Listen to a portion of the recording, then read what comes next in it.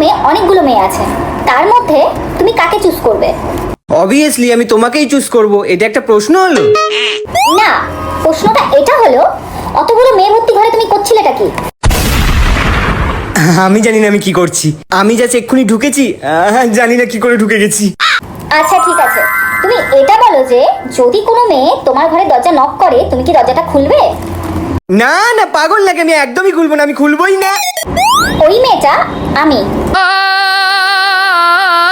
তুমি আমার জন্য দরজাটাও খুলবে না? আচ্ছা বাদ দাও।